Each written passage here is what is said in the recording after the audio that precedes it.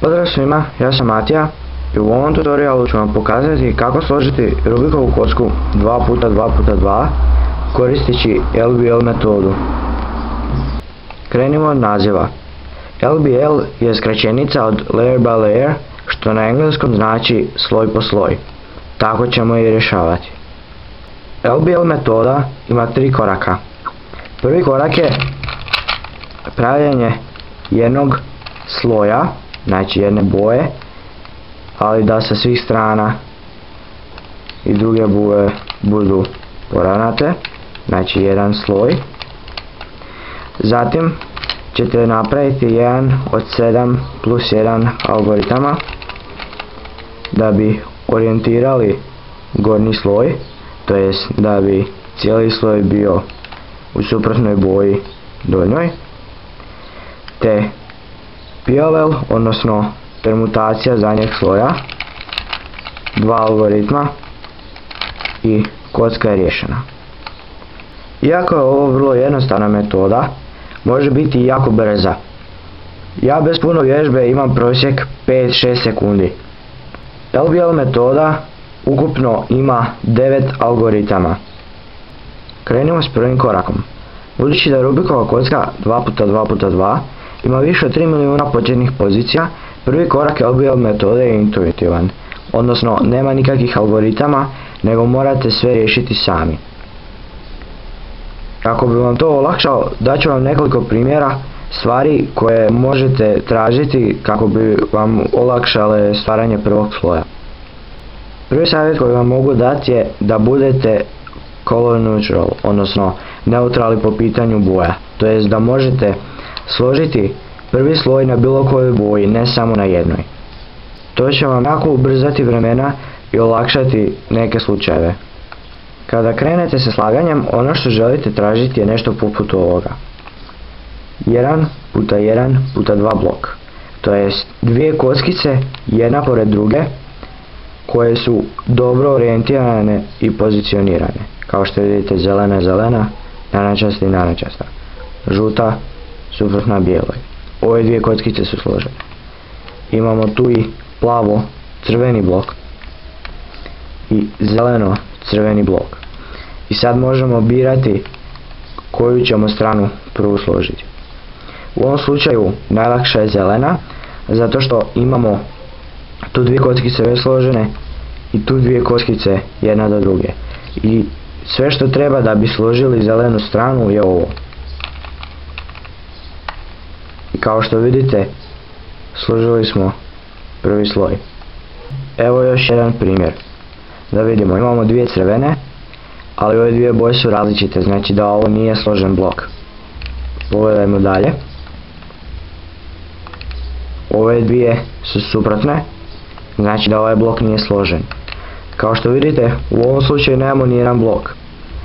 Sada što možete tražiti je nešto poput ovoga. Imamo dvije žute na jednoj strani i kao što vidite, s ove strane je plava, suprotno plavoj je zelena. Ovdje je narančasta, suprotno narančasta i crvena. Znači da su ove dvije kockice dobro složene. Iskoristit ćemo to kako bi složili prvi sloj. Uočavamo ovu žutu. Ta žuta ide ovdje i to možemo vrlo jednostavno primijetiti zato što narančasto plava. I možemo ovako ubaciti, ovako. I to je to. Pogledajmo gdje je treća. Evo je tu. Nju ubacujemo tu. A ovo je slučaj koji želite izbjegavati. Nije nikakav problem riješiti to, ali je puno teže kada je vaša boja gore nego kada je naprijed ili desno. Kada imate ovako nešto, najlakše vam je složiti, tako da ju ovako okrenete, napravite U2, tako da možete ovu vratiti nazad i sad možete jednostavno ubaciti ovako. Evo još jedan primjer. Ako nemate nikakav blok ili nešto što bi vam pomoglo, možete se iskoristiti nečim poput ovog. Imamo dvije suprotne narančaste imamo tu plavu i tu plavu. One trebaju biti jedna pored druge, ali kao što vidimo, ova kockica između njih. Jednostavno kako možemo ih spojiti je da ovu podignemo, ovu dovedemo tu i vratimo nazad. I dobili smo blok. Sad možemo birati hoćemo složiti plavu ili narančastu stranu. Idemo vidjeti. Plavu imamo tu i tu. Možemo ovu ubaciti ovdje i ovu ubaciti ovdje. Dobro, idemo vidjeti narančastu. Imamo ovu tu i ovu tu. Možemo ovu dovesti vamo i ubaciti. Na taj način će ova prijeći iz ove pozicije tu i narančasta više neće biti gore. Ja ću u ovom slučaju riješiti plavu zato što je puno jednostavnija. Znači imamo ovu tu, jednostavno ju ubacimo i ovu možemo ubaciti tu, ovako. I imamo riješen sloj. Da ponovimo. Prvi savjet, pokušajte biti neutralni po pitanju boja. I drugi savjet, tražite blokove ili 2 ili 3 kockice koje su složene jedna prema drugoj i one vam mogu olakšati slaganje prvog sloja. Nadam se da su vam ovi savjeti bili od pomoći. Sada prelazimo na orijentaciju gornjeg sloja. Orijentacija gornjeg sloja ima 7 plus 1 slučaj, te ovo početak učenja algoritama. Vi algoritme zapravo ne morate učiti zato što možete koristiti iste algoritme kao i za Rubikovu kocku 3x3. Kada ste složili križ i sad imate onih 7 kombinacija OLL-a da bi orijentirali kornere. Možete koristiti iste te algoritme kao i na Rubikovoj kocki 3x3x3, ali budući da na ovoj kocki nema edge-eva na koje moramo paziti, možemo koristiti neke puno jednostavnije i kraće algoritme. Krenimo s prvim slučajem. Prvi slučaj izgleda ovako. Kao što vidite, na gornjoj strani nemamo nijednu žutu kockicu, odnosno boju suprotno onoj na kojoj se složili prvi sloj, već imamo 2 s jedne i s druge strane, jedne nasuprot druge. Držite kocku tako da su jedan par žutih kockica prema vama, a drugi par prema iza. I napravite sljedeći algoritam. R2, U2, R, U2, R2. Sljedeći slučaj je ovaj. Ovaj slučaj je sličan prijašnjem slučaju, nema nijednu žutu kockicu gore, te s jedne strane imamo par žutih kockica, ali s druge strane nemamo, već su ove 2 žute kockice jedna naprijed i jedna nazad, znači tu i tu. Sada biste mogli koristiti algoritam za ovaj slučaj.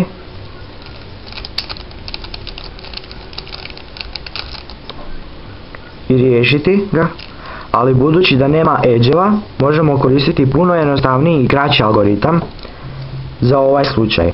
Kao što vidite, imamo isto s ove 2 strane, tu i tu žutu. Te možemo koristiti ovaj algoritam. F, R, U, R', U', R, U, R', U', F'. Taj isti algoritam ćemo koristiti i na kocki 2x2x2. F, R, U, R', U', R, U, R', U', F'. I to je to. Sljedeći slučaj je ovaj. Imamo jednu žutu kockicu prema gore, dok ostale 3 su tu, tu i tu, na desnoj strani. Ovaj algoritam se zove SUN, te je isti kao i ovaj na Rubikovoj kocki 3x3x3. R, U, R', U, R, U2, R'. Taj isti algoritam ćemo koristiti i na Rubikovoj kocki 2x2x2. R, U, R', U, R, U2, R'. Sljedeći slučaj je ovaj. Kao što možete vidjeti, ovaj slučaj je suprotan od prijašnjih slučajeva, te se zove antisun. Imamo jednu žutu kockicu tu, jednu tu, tu i tu. Za ovaj slučaj možemo koristiti dva algoritma. Možemo koristiti ili zrcalni algoritam L', U', L, U', L', U2, L, ili možemo koristiti algoritam sun unazad, tako da umjesto da držimo ovako, stavimo ovako i napravimo R, U2, R', U', R, U', R'. Jedan od ta dva algoritma možemo koristiti i za ovaj slučaj. U2, R', U', R, U', R'. Sljedeći slučaj je ovaj. Imamo dvije žute kockice, jednu pored druge, te imamo helajce, odnosno dvije žute kockice jednu pored druge koje gledaju sa strane. U ovom slučaju imamo ove dvije desno i helajce koji gledaju prema lijevo. Za ovaj slučaj možemo koristiti algoritam za ovaj slučaj, ali on je predugačak i kompliciran, te možemo koristiti ovaj puno lakši algoritam F, R, U, R', U', F'. I to je to. Vrlo jednostavan algoritam. Znači F, R, U, R', U', F'. Sljedeći slučaj je ovaj. Kao i kod prošlog, imamo dvije žute kockice gore jednu prema drugoj, ali umjesto da imamo tu helajce, imamo jednu žutu kockicu tu i tu. Podsjeća na ovaj slučaj na Rubikovoj kocki 3x3, ali budući da nemamo srednji sloj, te da ne možemo okrenuti dva sloja odjednom na ovoj kocki, mi radimo isti algoritam, samo ovaj, u kojem umjesto da radimo s mali R, koristimo obični R, odnosno R, U, R', U', R', F, R, F'. Taj isti algoritam ćemo koristiti i tu. R, U, R', U', R', F, R, F'. I to je to. Posljednji slučaj koji imamo je ovaj. Imamo dvije žute kockice okrenute prema gore, ali nisu jedna pored druge, nego jedna nasuprot drugoj. Te imamo jednu žutu tu i tu. Za ovaj slučaj bi mogli koristiti ovaj algoritam i orijentirati kockice, ali on je predugačak i kompliciran, te možemo koristiti ovaj algoritam. Isti je. Koristit ćemo F, R, U', R', U', R, U, R', F'. Isti algoritam ćemo koristiti i tu. F, R, U', R', U', R, U, R', F'. Možda se sjećate da sam rekao da postoji 7+1 slučaj OLL-a. Razlog zbog čega se kaže 7+1, a ne 8 slučajeva, je zato što je ovo 8. slučaj.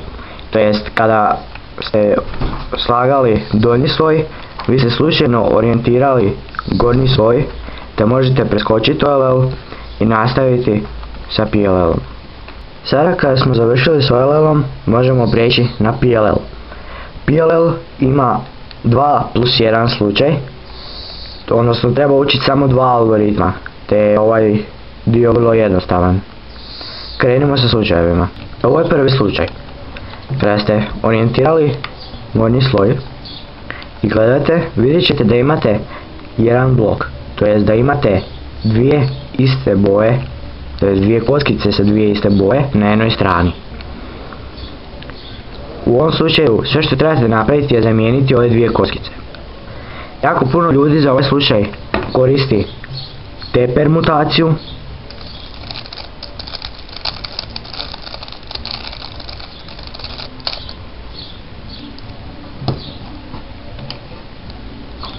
neki koriste A permutaciju,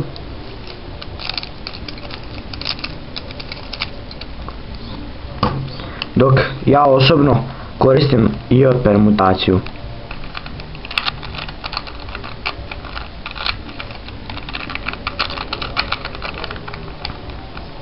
Ako znate one look PLL na kocki 3x3x3, trebali biste znati sva tri ova algoritma. Drugi slučaj je ovaj. Orijentirali ste gornji sloj i vidite da s nijedne strane nemate blok, nego sa svake strane imate dvije suprotne boje. Što trebate napraviti u ovom slučaju je zamijeniti ove dvije kockice. U ovom slučaju algoritam možete izvršiti iz bilo koje pozicije, te algoritam koji se najčešće koristi je Y permutacija sa rubrikove kocke 3x3x3. Ona izgleda ovako.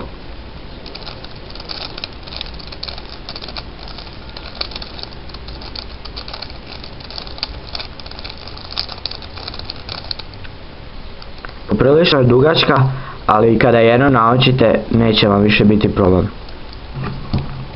Isti taj algoritam koristimo i na ovoj kocki.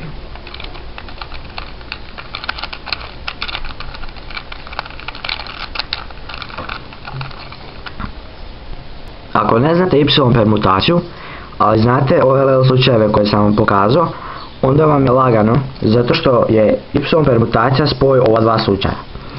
Krenete s ovim i nastavite s ovim. I ovo je zadnji, onaj +1 slučaj. Kada ste napravili OLL, vi ste zapravo složili cijelu kocku i jedino što možda morate napraviti je pomaknuti gornji sloj. I završili ste. Nadam se da vam je ovaj tutorial bio od pomoći. Završit ćemo ga s nekoliko solova u kojoj ću vam pokazati kako bi ja riješio određeni scramble. Ovo je prvi scramble. Radit ćemo 3. I zapamtite da kad scramblate držite bijelu gore i zelenu naprijed, inače neće vam biti dobro, to jest neće vam biti isto ovako kao i kod mene, te će vam biti teže pratiti. Ovako. Prvo što vidim je ovaj tu blok. Da vidimo li ima šta još. Nema. Krenut ćemo s blokom. Da vidimo narančasto. Imamo tu i tu. Ova ide tu, ova ide tu. Ok. Idemo vidjeti plavu. Imamo tu dve, imamo tu i tu. To nam je nezgodno zato što su sve u istom sloju. Znači još su na dobrom mjestu oba dvije. Tako da će nam biti nezgodno to. Idemo s narančastom. Ovu možemo jednostavno ubaciti tu, samo ovako. I ovu možemo ubaciti tu, ovako.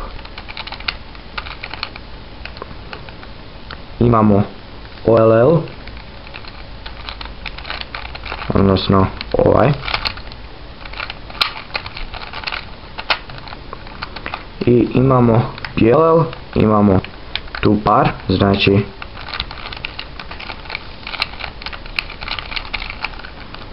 i složene. Ovo je drugi scramble. Da vidimo. Nema nikakvih blokova. Imamo ove dvije tu. Mogli bi i zelenu. Imamo ove dvije dobro smještene. Ova ide tu, nju je lako ubacit. I ova je tu. Ok. Ovu zelenu ću ubaciti tu, ali neću ju ubaciti ovako, zato što bi mi onda ostala zelena prema gore. već ću ju baciti ovako. Te sam na taj način okrenio zelenu i sad jednostavno mogu baciti tu iza ovako. OLL, ovaj slučaj, i PLL imamo blok, znači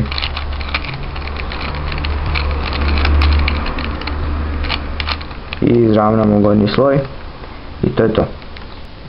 Ovo je treći scramble, da vidimo što imamo.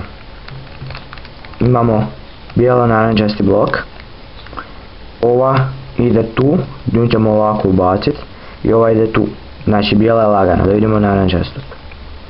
Imamo tu i tu, idemo s bijelom. Ovu možemo jednostavno ubaciti tu, narančasta, odnosno zelena, ispričavam se. Jednostavno ovako ubacimo i ovu možemo ubaciti tu, vrlo jednostavno. Imamo OLL, odnosno i imamo PLL skip. I to su bila ta tri scrambla, možete ih naći u opisu videa. Hvala što ste gledali, nadam se da vam je bilo od pomoći i doviđenja.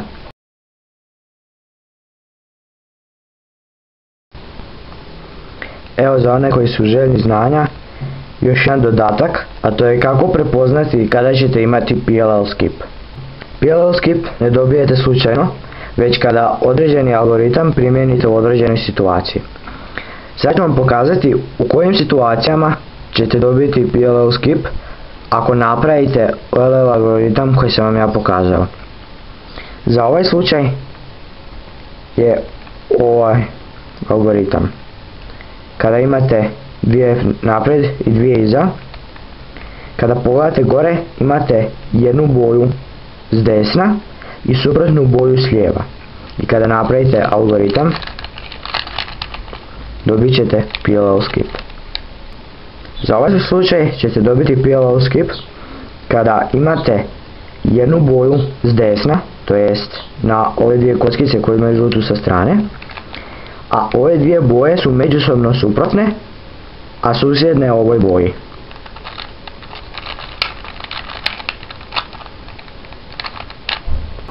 Kod suna ćete dobiti PLL skip u ovoj situaciji. Imate sun algoritam, ove dvije kockice imaju suprotne boje, te ove dvije boje su suprotne. Znači gledajte, ove dvije i ove dvije. Ako su suprotne i izvedete sun algoritam, dobit ćete PLL skip. Slično je i kod antisuna, samo obrnuto.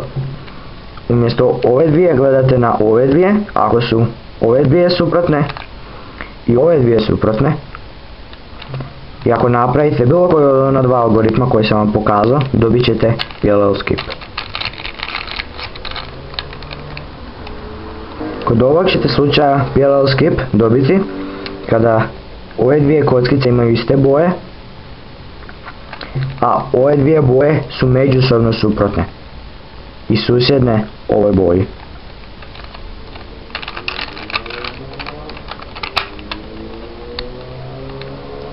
Kod ovog slučaja PLL skip ćete dobiti u ovoj situaciji. Ove dvije boje su iste, ove dvije boje su suprotne i ove dvije boje su susjedne. To jest i ovdje su susjedne, ove su iste, ove su suprotne.